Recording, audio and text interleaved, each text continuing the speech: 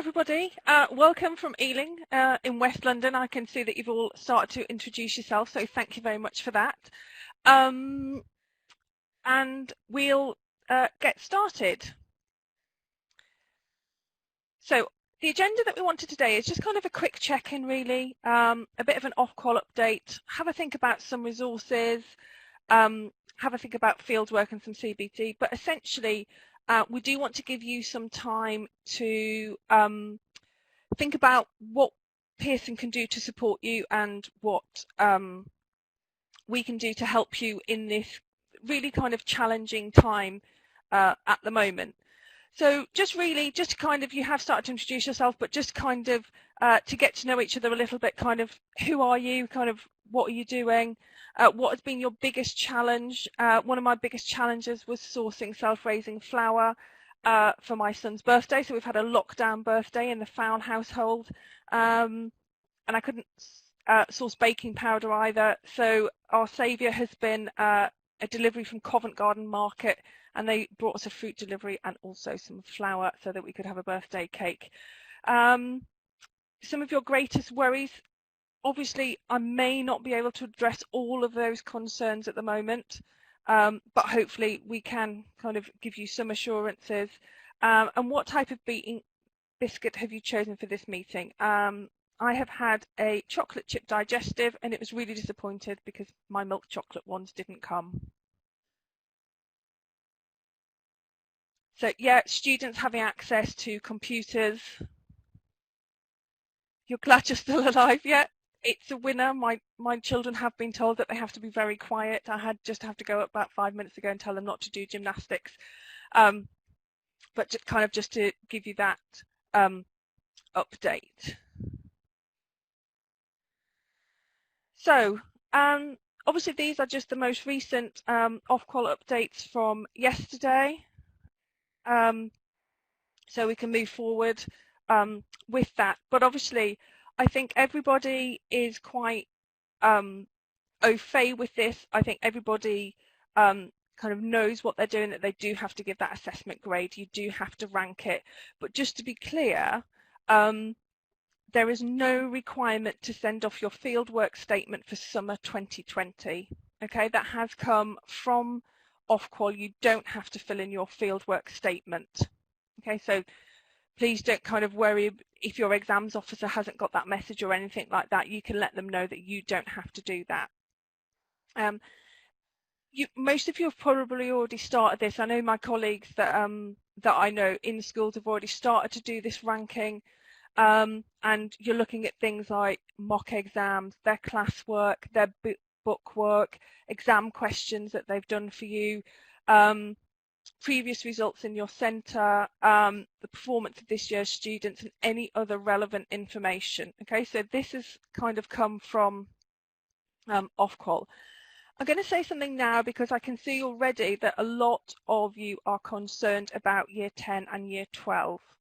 The most recent Ofqual update have said that they're going to develop approach to future exam series over the coming months. Okay, so we don't have any definitive answers. They want to ensure that students are not unfairly disadvantaged, and I know that in geography you are, I can see Kirsten there, you are concerned about fieldwork for Year 10 and probably for Year 12 as well, and the NEA. At the moment, we don't have any answers. Okay, any decisions would have to be made with all awarding bodies working together and with Ofqual. Okay, so unfortunately I don't have any answers for you today. As soon as we do get any information, then of course we will let you know, but obviously as things stand, that the specification requirements are as they would always be.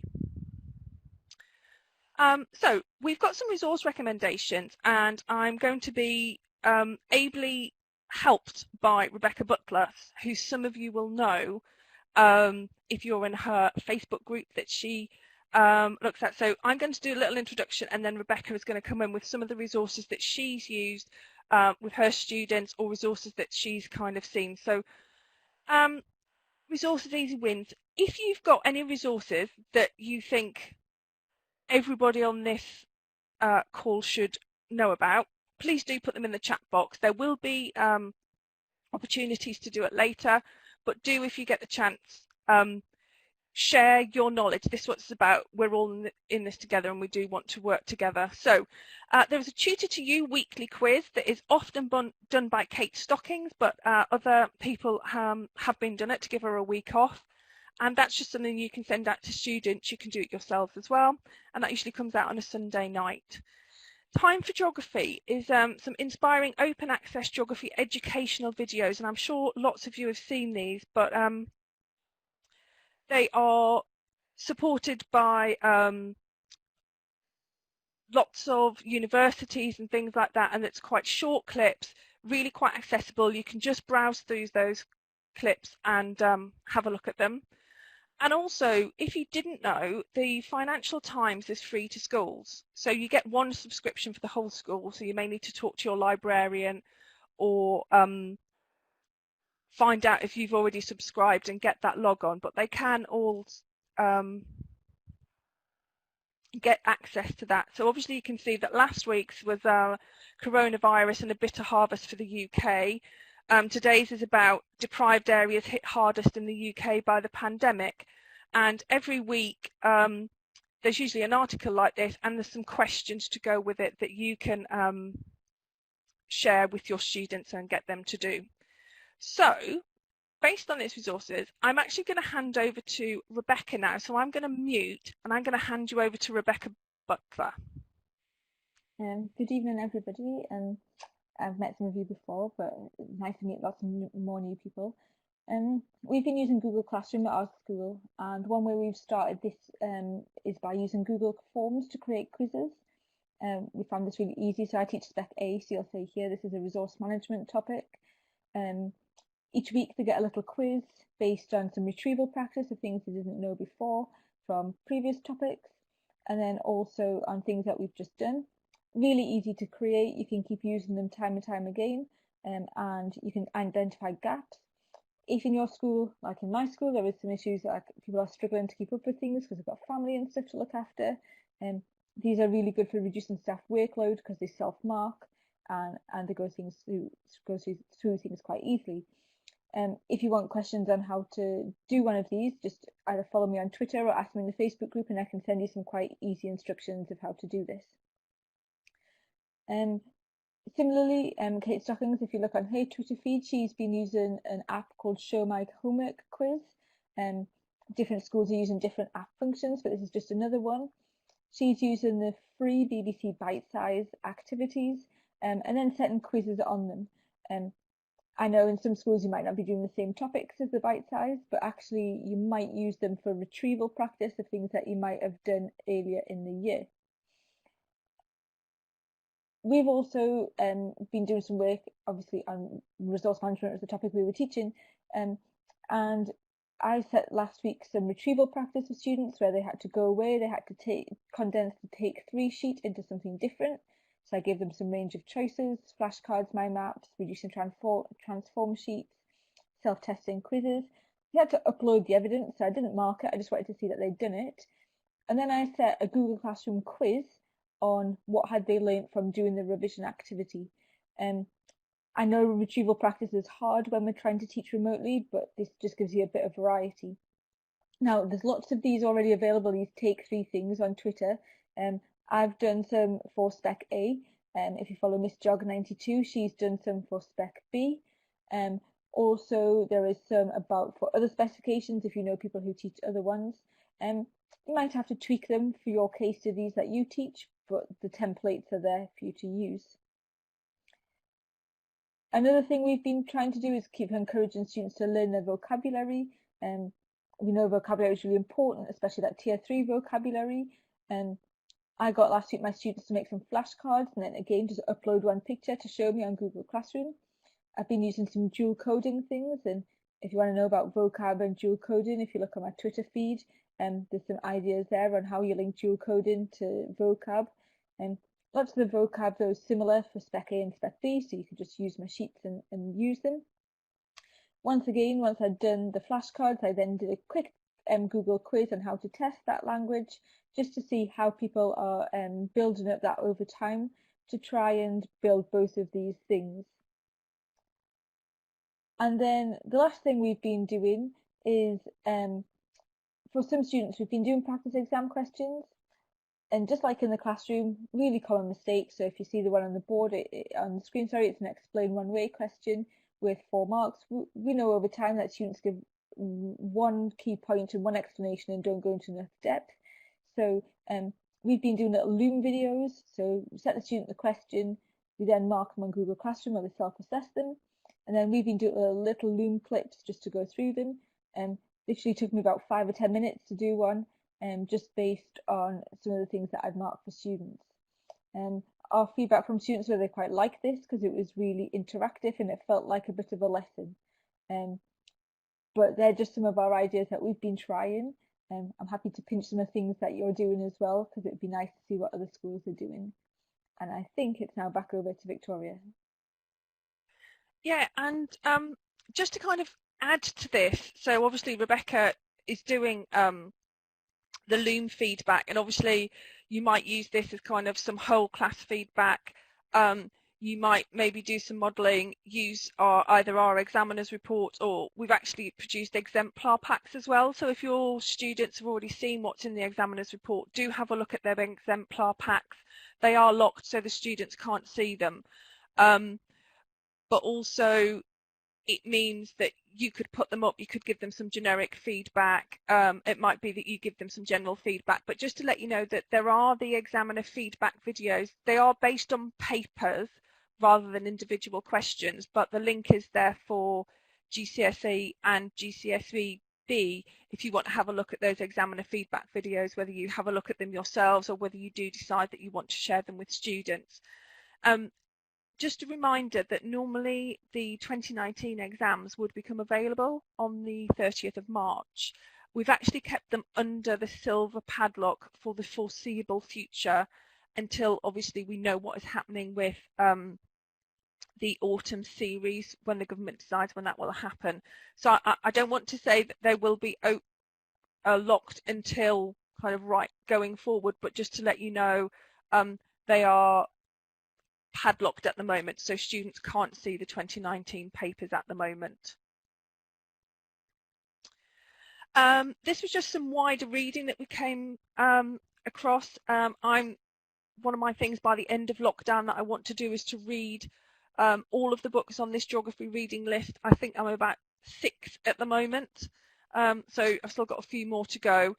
But also to let you know about these geographical models that Becky Quigley has put together. So there's this one which is about the Burgess model. She's got quite a few on development models, the Bradshaw model, the demographic transition model, and also Parkes disaster response curve. So they're done as posters. She uses them in her classroom to put on her classroom wall and things like that. But there's also PowerPoints and things like that, and she's very generously made them downloadable, so you can access that. Extracurricular and wider reading, those of you are tutors, so Rebecca, please do kind of step in at any point. Rebecca put this together because she is a tutor. But from Miss Jog 92, this is very much about kind of, if you're a tutor, how are you supporting your students' well-being? So there's things like the tutor wellbeing bingo, there's the riddle of the week, and from Jen, the things like the country of the week, and students have got to go and find things out. There's some trivia, there's some things that they might want to read this week, and also kind of what they might want to listen to. So sometimes it's a podcast and different things like that that your students might find useful. Perhaps particularly for your younger students, maybe that's something that's a bit more accessible. Jogglebox. I love this. This comes out every Sunday evening on Twitter, and it just is a way of getting your students to kind of engage with geography and maybe in a bit more interactive way. You don't have to mark it, which I think is really important at the moment. And just to add to this, I'm quite a big Paul Hollywood fan anyway, because I do like a cake and bread. But also something that I would maybe add to this would be the Paul Hollywood Eats Japan.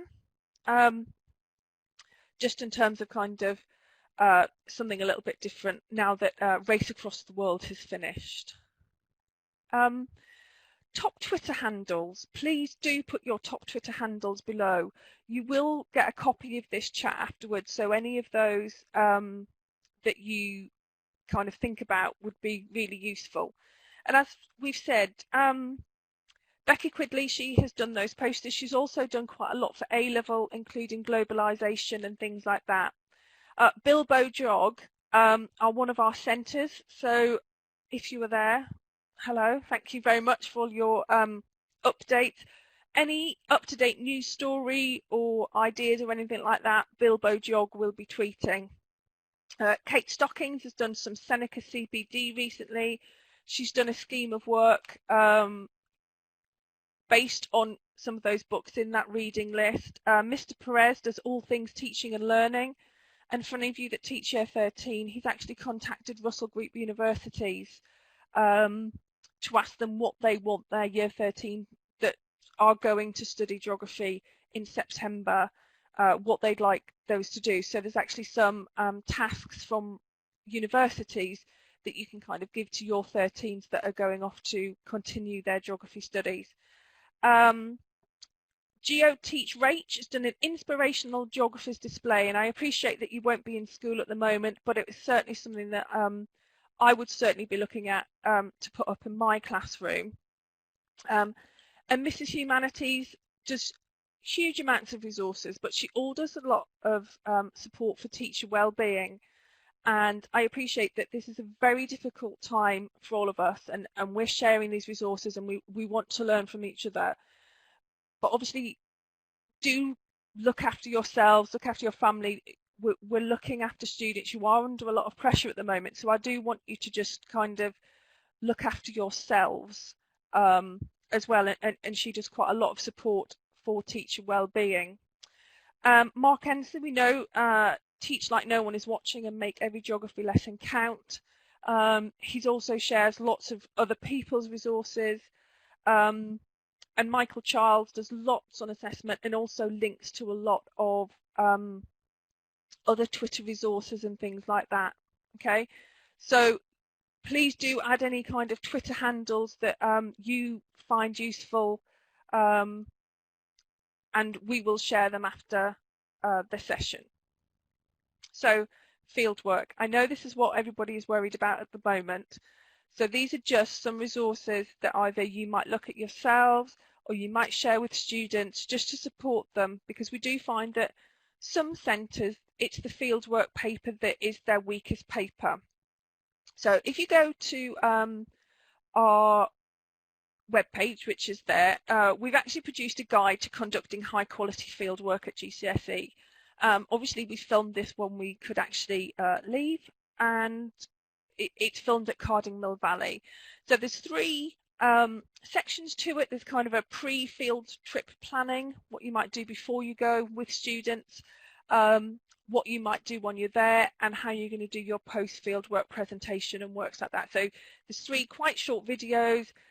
There is the booklet to go with it, and also obviously the GA conference was cancelled this year and it moved online, and Catherine Owen, who I believe I may have seen on the attendees list, did a great session for us on thinking critically about GCSE geography fieldwork, and the link to her PowerPoint presentation is there, and that was just some really good teaching and learning strategies on how to improve students'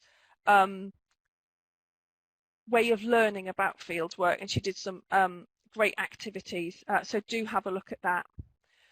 Some of you have already mentioned the FSC Fieldworklive. So it was done in conjunction with Encounter Edu, who are actually doing quite a lot on the Arctic. So they're doing some CPD sessions and things like that this week. From the 4th to the 15th of May, they're doing workshops and webinars on the Arctic. But the FSC Fieldwork Live, although the actual live lessons have finished, you can access the recordings, you can access all the materials that were with that, And there is one at Key Stage 4, it's about quality of life, and there is a coastal one, and at A level there is an investigating place and a hydrology and flooding one. Obviously at the moment we wouldn't be able to use this instead of real field work, but obviously we will keep you updated, okay? But at the moment we must stick to the specification in terms of field work. Okay, and this was just something that somebody put together, a route to geographical inquiry. These are called hexagonal linkages or visual hexagons, and I think lots of you use these in lots of different ways, but I thought this was a nice way of kind of getting students to think about that route to geographical inquiry. When we look at how students perform, it's usually that suitable question for geographical inquiry that is their weakest, along with the evaluation. That tends to be the questions that throw our students. So CPD, again, I've put this up, and if you have time to do this, I appreciate if you're out there teaching 5 hours of Zoom a day, of Zoom lessons, this is probably not going to be possible. So this is just, I don't want you to think there's an expectation that you have lots of time on your hands, because I know some of you, despite being at home, will probably have less time on your hands and kind of less headspace than you would normally, but these are out there if you want to use them, and lots of them are recorded so you can access them at a later date. So there's quite a lot from the GA conference. There is Seneca Learning, and one particular one was a great Key Stage 3 curriculum planning one. There's lots of Discover the World free CPD sessions, and the RGF have one tomorrow on climate change, but a lot of they've announced today that a lot of their paid for courses are now going to be free, so it's certainly worth having a look on their website. There was something from Adam Boxer on dual coding, and I've just put Michael Childs again at the bottom here because he's actually produced an overview of lots of the CPD which is out there. Okay, so if you wanted to have a look at that, that's a link to lots of different types of CPD that we thought you might find useful. And what next from us? So our lead examiners are putting together at the moment a resource pack for GCSE. It will be in the form of 4 booklets, and it will cover rivers, coasts, urban and rural, and they will all be of a similar format. So there will be some they will take the students through the inquiry process. There will be some questions, there'll be some answers, some mark schemes, so students can kind of see where they're at. And hopefully this will build up them in terms of the unfamiliar field work, as well as any field work that they do themselves. We're also going to put together a key terms document, and we hope to get this out to you as soon as possible. And this should cover the things such as words like topography, which are sometimes the word that we know they're in the spec, we do talk about them, we do teach students what they are, but sometimes when it comes to the exam they just forget it. So hopefully this would just be a way of giving them that key terms document. So I'm going to put it over to you now, because I'm sure you don't want to listen to me for too long on a Wednesday afternoon. So we're actually going to go out into some breakout rooms. So we've got 4 rooms that you're all going to be put into, and if you are available to talk, you can talk, but it might just be that you just continue on the chat box. It just means that there's a bit more interaction between you, because there'll be fewer of you in the group. But what we want you to think about is, what support would you find useful going forward? Would another webinar session be useful? What would you want us to focus on in that session? And are there any other resources? Sorry, we have corrected that spelling. It's reverted to an incorrect spelling, so apologies. We do know how to spell there. Are there any other resources you want to share or questions you would like answered? Obviously, we can't answer any questions that that relate directly to kind of 2021 examinations. But please do put them in. So I'm going to hand over to our event support JP, and he's going to put us into the chat rooms. I hope you found that useful. The group that I was in was certainly very useful. So I'm going to give some feedback from my group on what was discussed in our breakout chat, and then I will hand over to the other facilitators, if that's okay. So those of you out there that are Edexcel A teachers, you would like some flashcards, the same as Edexcel B have, so we will feed that back. And I know some of you have asked for practice exam question booklets as well. We did talk about quite a few resources that perhaps hadn't been mentioned earlier, or if they had, I hadn't noticed it in the chat. And we talked about Internet Geography, Seneca and Schoology. Lots of you have said that you would like another one of these sessions, but perhaps once we have maybe some more information about the 2021 exams and expectations. And we were also asked if maybe something similar could be done like this for A-level as well. And just to let you know, it was on the slide. I don't think I referred to it, but Pearson free resources. So the textbooks that Pearson produce are free, and I actually think that if you have a look, most publishers for GCSE Geography are offering their books free to access at the moment. So if you haven't done that yet, do kind of contact us here at Pearson, or do contact your publisher, because I think most publishers are offering that free. So can I hand over to Rebecca, please? Okay, so I think I've got my mic on. Is that working? Great. So we talked a lot about some schools are really concerned about fieldwork, and obviously they would go out and do fieldwork now, and just what would happen about this one. So we will obviously, that will be fed back also from Edexcel.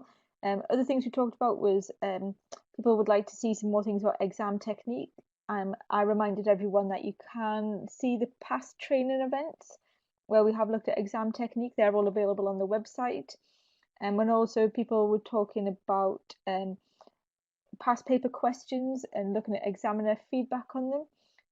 And also just to remember on for 2018 and 2019, there is for every exam question a little pack, and in there the examiner mark, it gives you a 0, a half marks and a full mark question. So maybe we could get those sent around later for people to have a look at again. People would like some more webinars focusing maybe on how we could do like online revision and how we could encourage students to do revision online, and also how we could maybe look at doing online exam techniques. And a lot of people have asked for, if the 2020 papers aren't going to be released, can the 2019 papers remain locked, because we all use them for mocks in school, and that would be quite good for us to continue to use those, so if they could stay locked. So I think they're the main things that we fed back, Victoria. That's great. Thank you. And sorry, can we hear from Emma, please? Sure, this feels like a bit like the Eurovision Song Contest, doesn't it? I feel like I'm going to give my no dues poems to someone. So actually, we had very similar feedback, really. We was there was again some, sort of everyone saying it would be nice to have another webinar, but perhaps when we know a little bit more, and there could be a little bit more information to be given, and also the fact that it would be nice to have an A-level webinar as well, so we can certainly feed that back. One of the things we did talk about was perhaps some support around the math skills elements.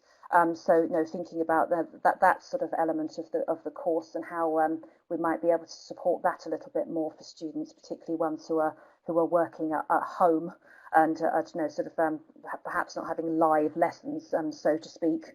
I think. And there was things around, yes, exam preparation. So all of the things that have been covered so far. We did talk about the Active Learn being available. but I know some in my group were having difficulty accessing it and actually getting any help from the technical support people. So that might be something that Victoria and I can look into at another date and make sure that that all of these issues are being sought out and are trying to be solved. I think we yes. We were talking about the fact that there's some of the OUP Key Stage 3 books are available as well, so they can be accessed. So it was very similar stuff, really, and thinking ahead and how we might be able to help going forward, really. Great. I'm just going to take a question that's come up.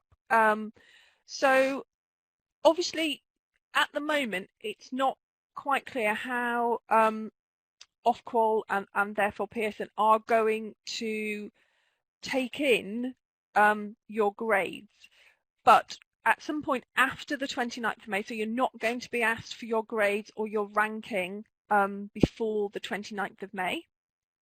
Okay, and obviously that will come out and we'll tell you exactly how to do it and things like that.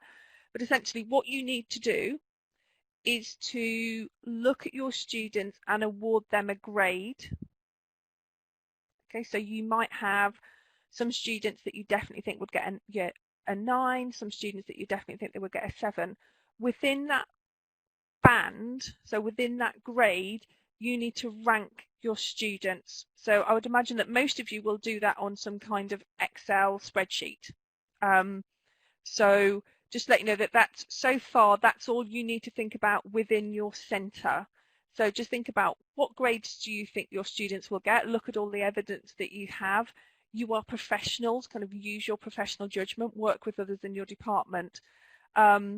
And essentially you will have all your Year 9 students ranked, all your Year 8 students ranked, all your Year 7 students ranked. So I know there was a bit of people were slightly unsure, but if you can just have that at the moment, give that to your head of centre, and we will work with your exams officers about how that will be collected in and uploaded. Sam, you're the last group. Have you got anything to add? Hi, I think mostly, yeah, we covered like you've just mentioned, the rank ordering kind of came up quite a lot, yeah, and there was just some sort of some questions about the tolerance as well relating to that. That was kind of the majority, and that it's a bit difficult to know what support the team will need, the groups will need, where we've not got that feedback yet from Ofqual, and they won't really know what's going on with like the Year 10s in 2021 yet. So it's a bit difficult to kind of put a finger on exactly the support that they need. Yeah. So if you have got any concerns about anything that we've discussed today, you can get in touch with me. You can give me a ring on that number. When I can, I am actually going on the phone, so I am, as much as possible, trying to be on the phone so that you can get through to us a little bit more quickly. But you can, if you go to that support link, you can just email your query. So if there is anything, if you're still not through, if you've registered and you still haven't managed to access the digital resources or anything like that, please do just drop me an email through that link and I will follow it up. Okay. And I just want to say really thank you especially to Rebecca, who's helped me out, but also to Emma and Sam and JP who've all helped behind the scenes. But most of all, I'd say thank you to you. I know I've said this to my group, but it is a very difficult time at the moment. We know how hard you are working. You are all professionals, and we know you're doing an absolutely brilliant job in these really challenging circumstances. So we just do want to say thank you. And if you can fill in this survey and give us any feedback, let us know what you want us to do differently, let us know what you want us to do for you, then please do let us know. Okay, so thank you very much, everybody. You've saved 8 minutes, so go and do kind of have some free time. And just thank you very much for joining us today, and thank you very much for sharing all those great resources that you found. It's really great that the geography community are working together, so thank you very much. Thanks a lot.